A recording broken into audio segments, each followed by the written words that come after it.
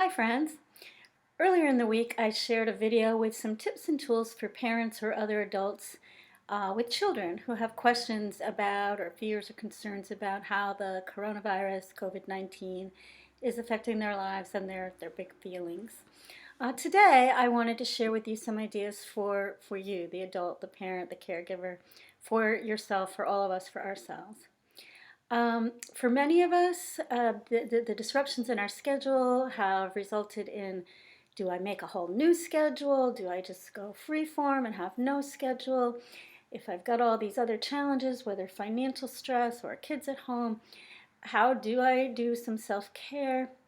And I wanted to give you some tips based on drawing from different traditions. Many traditions, faith traditions and others, have regular times throughout the day where people stop what they're doing and practice some form of reflection, mindfulness, meditation, or prayer. There's throughout the world and throughout different cultures and religions, you can see these examples.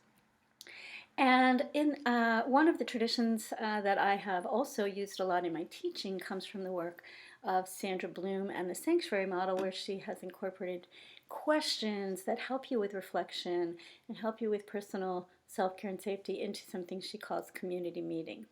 So with appreciation to what I've learned from Sandra Bloom and her method, also with appreciation to the Greater Good Science website and a meme that I saw circulating yesterday and in fact shared myself on Facebook, as well as things I've learned just in the last day or two with Facebook presentations by my friend Brandy Lee of Soul Care, my friend Jean Gay, who's a pastor in Ohio, and my friend Pat O'Brien, who posted a really nice St. Patrick's Day message.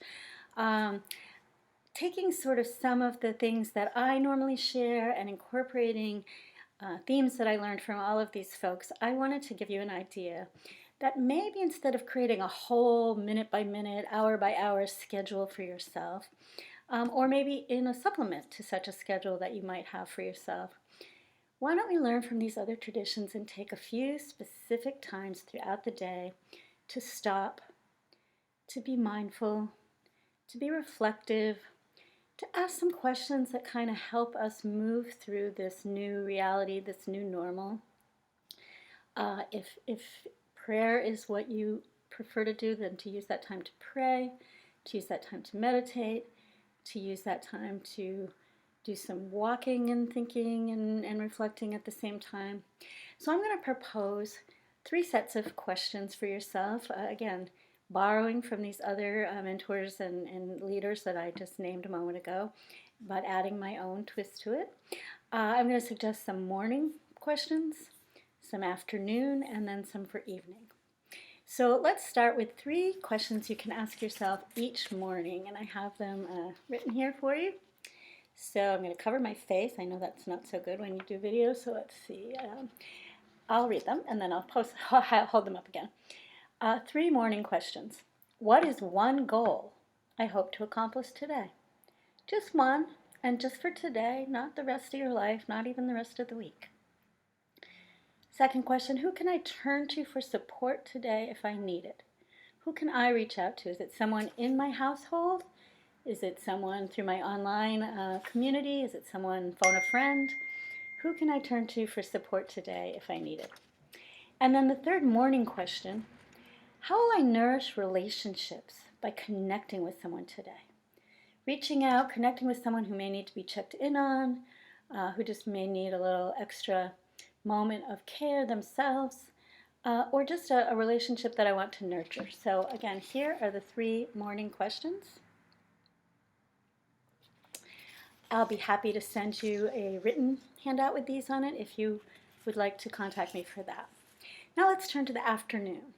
First, I have 3 questions to ask at lunchtime as you sort of break from your other work or homeschooling of kids or conference calls or whatever else you're doing, and take some lunch. Hopefully you do that.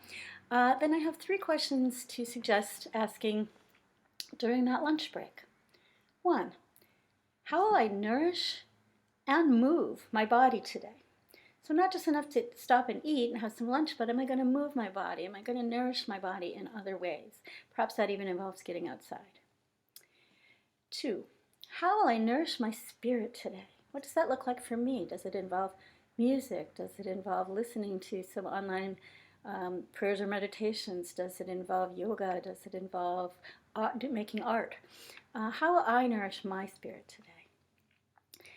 And equally importantly, how will I nourish my mind today?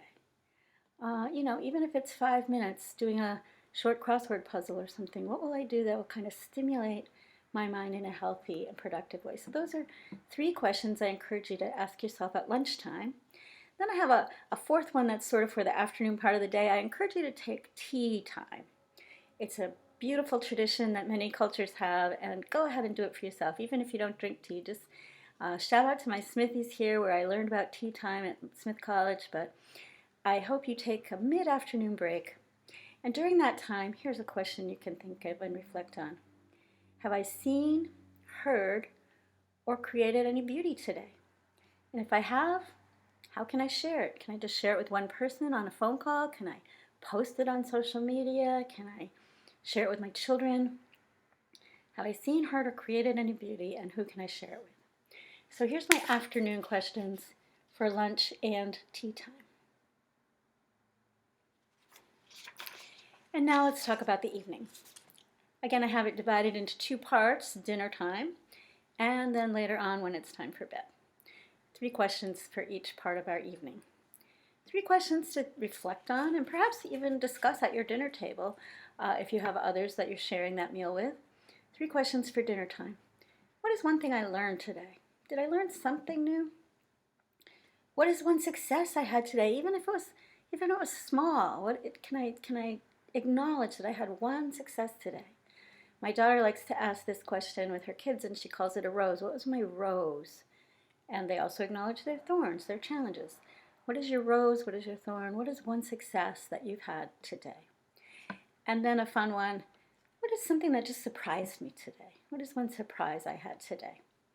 Again, reflect on these questions for yourself, but they're really great to have as conversation starters with others at your dinner table as well.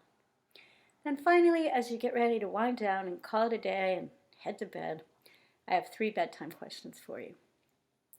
And with all that we've learned about gratitude, even if you just say you're thankful for one thing is great, but being intentional and deliberate and regular about having at least 3 moments of gratitude or 3 things you're thankful for a day really stimulates and changes your brain in very healthy ways. So I encourage you to ask, what are 3 things I'm thankful for today? What is one worry or fear that I'm just going to let go of for now? I'm going to let go of, I'm just going to let it go so that I can sleep well tonight. And then my very favorite question, I think of all of them, what is one thing I'm looking forward to for tomorrow? You see, we have to nurture hope and optimism even in these challenging times. And so to end every day by saying, I'm looking forward to something, even if it's that favorite jam you're going to put on your toast for breakfast, whatever it might be. What is one thing I know I can go to sleep happily dreaming that I'm looking forward to for tomorrow? So here are my evening questions, some for dinner, 3 for dinner, 3 for bedtime. Again, if you contact me, I'll be happy to share a written handout with those on it.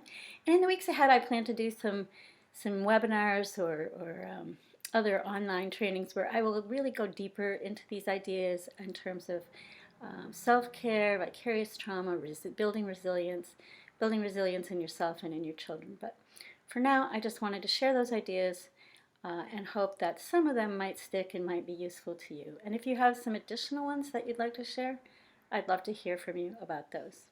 Thanks for listening.